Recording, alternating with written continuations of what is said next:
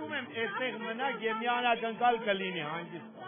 Վերաբերում Սոցիալական դաշնության նախագահ Արարատ Զուրաբյանը, անակնկալը հանրապետության առաջին նախագահ Լևոն Տեր-Պետրոսյանի ելույթն է։ Գրեթե 10 առաջինից հետո նա հակիրճ վերլուծեց երկրի իրավիճակը, թվելով խնդիրները։ Ինչից է կախված իր վիճակի բարելավումը։ Առաջին հերթին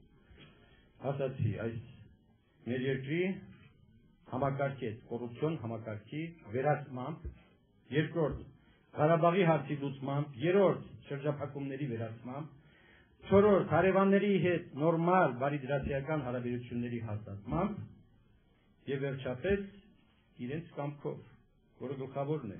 Վիճակը սակայն անհուսալի չէ, թեպետ առաջին նախագահը խոստովանեց, որ կարևորագույն խնդրի լուծման տարբերակը չունի։ Ղարաբաղի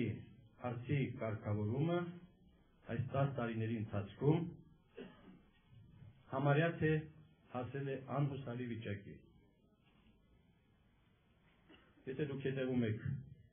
Ադրբեջանի արձագանքներին, ապա կտեսնեք, որ նրանց դիրքը քանի գնում կոշտանում է։ Այսուհետև նրանք ոչ մի փոխզիջման չեն գնալու։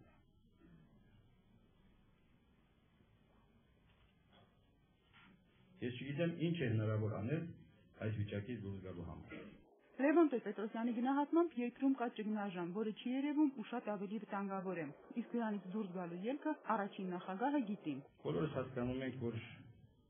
իսկապես բախտորոշ վիճակ է եւ բոլորս հասկանում ենք, որ պետք է դուրս գալ սրանից։ Բանալին է, բոլորը ճիշտ են ըմբռնել։ Այս իշխանություններից ազատվելու միակ ճանապարհը առկա բոլոր քաղաքական ուժերի, բոլոր առողջ հասարակական, մտավոր, հոգևոր ուժերի համախմբումն է։ Մեկ միասնական տեխնացուի շուրջ։ Եթե լինի մեկը, ով կհավակնի հանդես գալ որպես միասնական տեխնացու, Լևոն Տեր-Պետրոսյանը պատրաստ է կանգնել նրա կողքին։ Ինքն անձամբ դեռ չի որոշել, մասնակցելու է առաջիկա ընտրություններին, թե ոչ։ Ես այսօր դեռ որոշում չունեմ։ Ես դեռ ուսումնասիրում եմ, ես դեռ կշռում եմ, ես դեռ քննում եմ, իմ մոտեցումը զուտ քաղաքական է, ես չեմ կարող առաջնորդվել էմոցիաներով, արկածախնդրությունը խորթ է իմ խառնվածքի, մինչև ես չիմանամ իմ կատարելիք քայլերի